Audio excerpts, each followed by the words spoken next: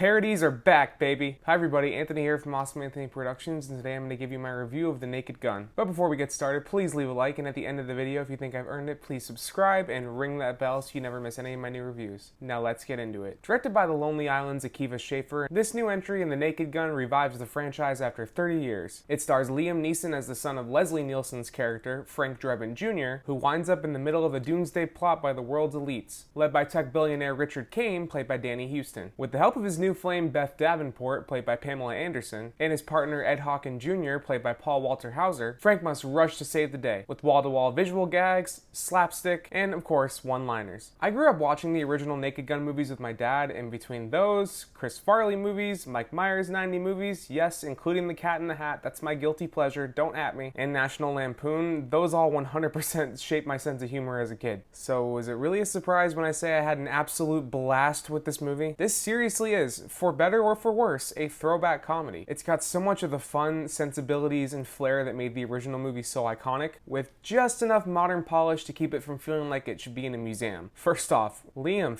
Neeson. Outside of a few comedy roles and his work with Seth MacFarlane on his shows, Neeson hasn't really had a big comedy presence in his career, and it's a damn shame because he dives into this role with zero reservations. And it's hilarious watching the usually so stoic, badass, hyper-competent Liam Neeson throw himself into the dumbest situations imaginable. From stopping a bunch of bank robbers dressed as a schoolgirl, to using the power of his badge and gun to get into the bathroom during an emergency, to taking every single thing said to him at face value. Says you served 20 years for man's laughter. Must have been quite the joke. He nails the exact deadpan absurdity that Leslie Nielsen made famous 30 years ago. He's the perfect protagonist for this kind of comedy. His timing, physicality, and dry wit are all spot on. Then there's Pamela Anderson. I didn't know what to expect from her going in, but she was all in on this, just like Liam Neeson. She doesn't just work as the straight romantic lead. She's definitely funny in her own right and clearly willing to go wherever the script demands. And her chemistry with Neeson is surprisingly great, which makes every scene that they're in together a joy to watch. It also helps that they're together in real life, I'm sure. Paul Walter Hauser is just as good as everybody else as Ed Hawken Jr., delivering a steady stream of goofy lines played straight and slapstick gags that will leave you rolling on the floor. But it also never feels like he's trying too hard, which is important in a movie like this. Danny Houston is exactly the type of smug villain that you want here. All shit-eating grins and ridiculous threats. Though on a more critical note, I gotta call out Richard Kane feeling like yet another Elon Musk-style evil billionaire. I've seen that in at least 3 movies this year alone. It gets old very fast.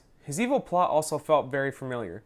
Like they watched the first Kingsman movie and thought, yeah, let's do that. There's also an interrogation scene here that feels like it was pulled right out of Mission Impossible Fallout. But here's the thing. Both of them are twisted into such ridiculous parodies of themselves that it's very easy for me to forgive that borrowed DNA. But what really impressed me just overall is just how committed this film is to being a true classic style Naked Gun film. It's not just a reboot that tosses in a few callbacks and calls it a day. It plays like a real sequel with the same rapid-fire gag style, slapstick setups, background jokes you might not even notice until a second viewing, and absurd situations escalating way past where you think they're gonna stop. Some of my favorite bits? A snowy horror parody sequence that calls to mind a certain ridiculous winter-themed B-movie from the 90s, an underground bunker fight scene where enemies literally form a line, taking a number to wait to get their ass kicked by Liam Neeson, and of course, it wouldn't be a Naked Gun movie without the most mundane joke being run into the ground, from where it goes from funny to less funny to funny again because of how much they just push it. No matter where detectives go, the office, crime scenes,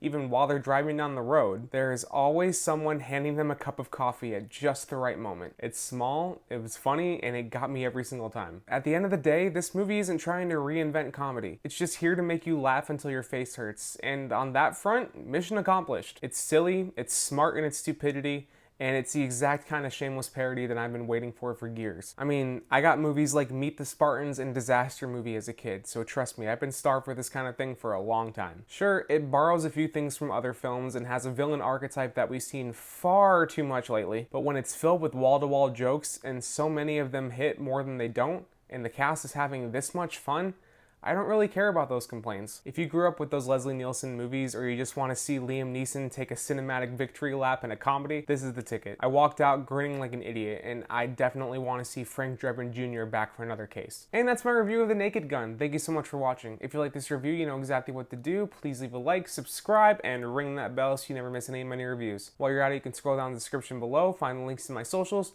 leave a comment, let me know if you saw this movie and what you thought, and if you want more of my content, you can click or tap on these cards right here. I'll take it in my review of Together, or just over to my channel where you can check out the rest of my reviews. Thanks for watching, everybody, and I will see you tomorrow for my review of Weapons, and then right after for my review of Freakier Friday.